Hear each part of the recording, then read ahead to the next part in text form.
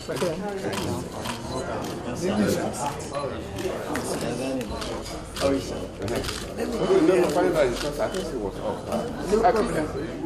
problem. Let me sit down there. We find somebody that will find her. Oh, don't come. No, let's start. No, you sit here first. Why you follow us this stand like this? His Excellency, my younger brother, Peter Obi, and the presidential candidate of the Labour Party, the national chairman of Labour Party, the director general of the campaign organization, and other senior members of the team. Let me not bother my senator. There are two female senators. You are too oppressive. So, first, let me formally welcome you. Daddy, you would have paid the fine if I did not see you.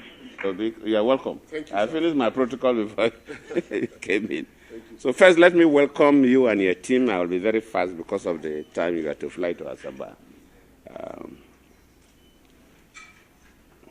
And to thank you for finding time to come and pay the courtesy call on me, because I know the presidential candidates that will come to Inagua anytime that I'm here will want to come and pay this respect.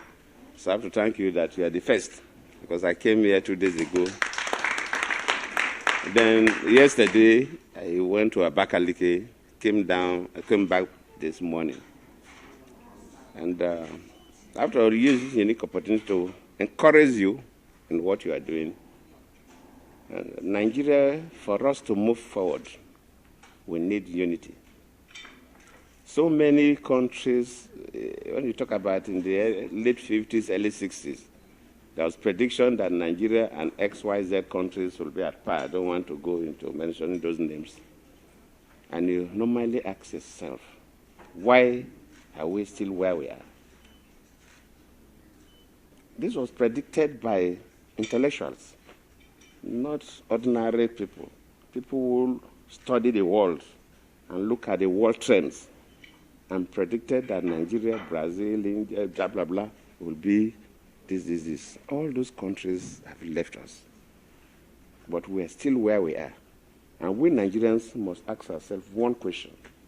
Why have we not been able to move with others? There is, in terms of tribal sentiment, racist sentiments, and so on, it's almost every nation. But the degree we have in Nigeria is very debilitating. It's what is pushing us backward. We have a country that we don't believe we belong into that country. Most of our leaders will say Nigeria is not a nation. We have different nationalities. It's a geographical expression, all kinds of terms. And I believe that the young people especially, if we must move forward, we must leave those sentiments aside. Every nation, every country, they have their own history. A Nigerian must see himself as a Nigerian. And we must see ourselves as one. And if I am the president, if the best person to hold a particular office is either from Enugu or from Ibadan or from Sokoto or from Yenagua or from Calabar, it doesn't matter. And until we get to that point, as a nation, we cannot move anywhere.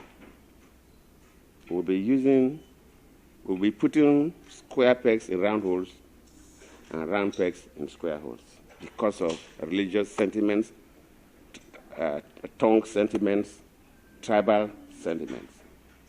And I believe that this message, in fact, I have for every presidential candidate that will see me, is that if by divine providence you win the election, your first responsibility is to unite Nigeria.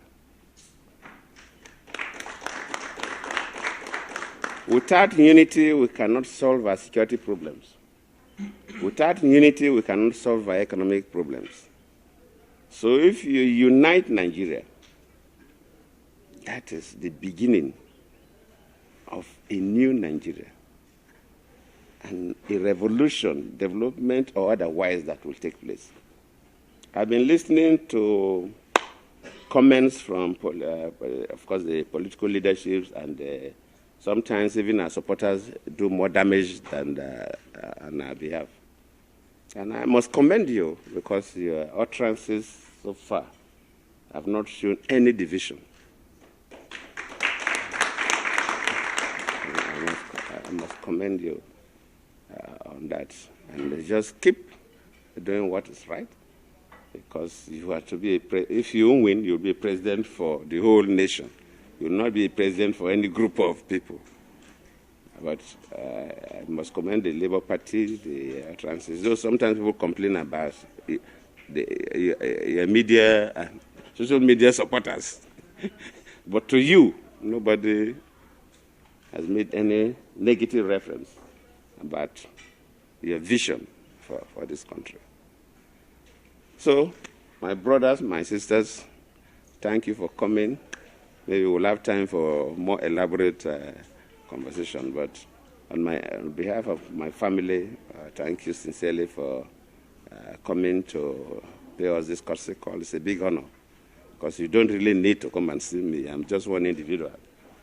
But you'll now come to greet me. Of course, Peter Obi is my younger brother, and he's been quite, he's a friend, a younger friend. He showed that clearly. I don't want to go too much. Otherwise, they say, no, I've adopted and I've endorsed. Those are the stories that go on. But he's a good man. I can say that he's a good man. Thank you. So thank you. Daddy, sir, you're also a good man. Oh. Thank you, sir.